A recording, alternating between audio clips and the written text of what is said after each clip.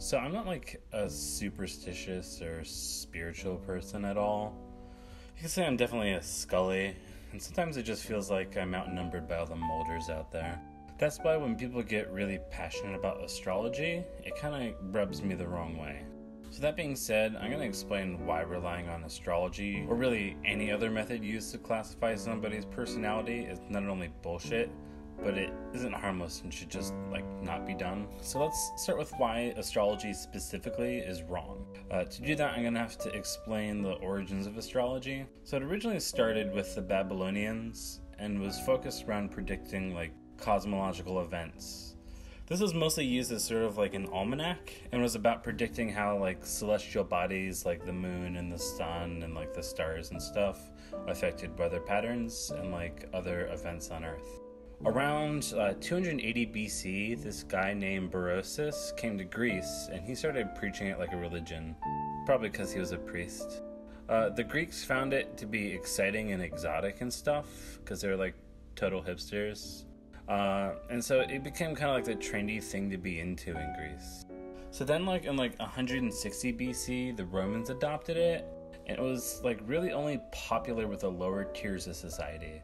The farmers and stuff. It was kind of the thing for redneck Romans to bitch about. They'd be gosh darn Leos always taking our jibs, or it's all about the Aries elite. Always I'm a working man. I'm a Pisces, or whatever. Sorry, I'm not good at that. But astrology had a pretty big presence as kind of being the divining guidance for people until about the 17th century. So I bet you're wondering, wow, geez, wonder what happened in the 17th century for such a popular thing to have a major falling out as a respectable way of determining things that are going to happen. Well, the answer is probably simpler than you think, and that's because about that time, my boy Francis Bacon got things rolling around with this thing called the scientific method. Yeah, it wasn't until the 17th century until they started doing measurable experiments and stuff.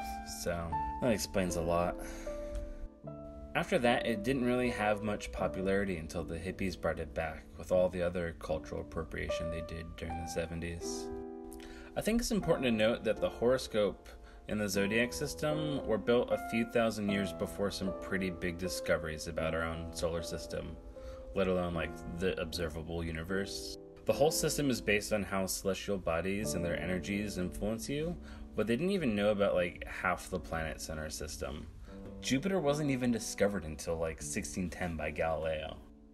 They didn't even know about Jupiter or Saturn or Pluto and Uranus.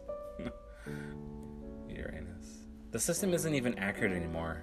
The Earth wobbles on its axis, a lot. Every year they plant a new South Pole in Antarctica. The solar system is also orbiting our galaxy's core, and our whole local galaxy cluster is moving. So because of all that movement, the whole system is off by an entire sign. So a person's sign is supposed to be based on where the sun rose on the day that they were born. So the constellation that the sun rose in is what sign you are, and that's your constellation.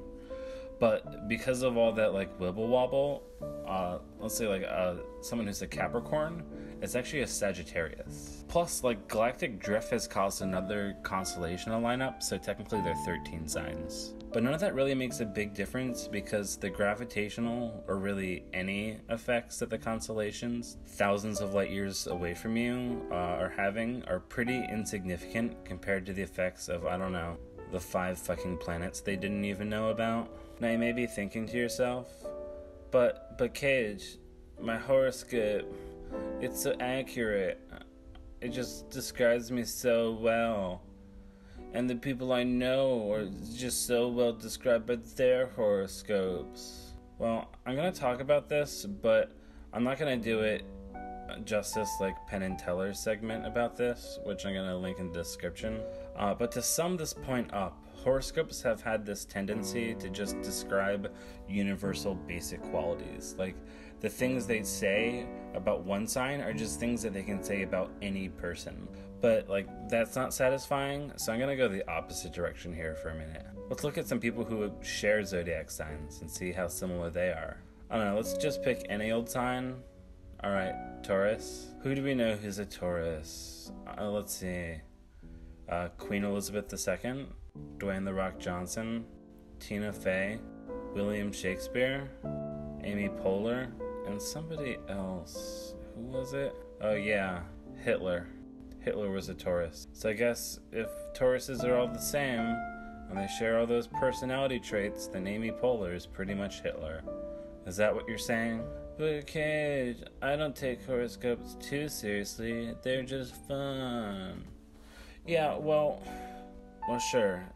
If you think that it's cool to make judgments of someone purely based on when they were born, that's tied to a pseudoscience conceived millennia before the scientific method, and you're like ready to make judgments about someone based on this, and even say things like, oh, well, I just don't like Leos. I've never met one I like.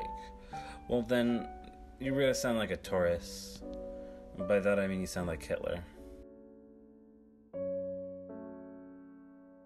Thanks for watching. Like, subscribe, and most of all, please clap.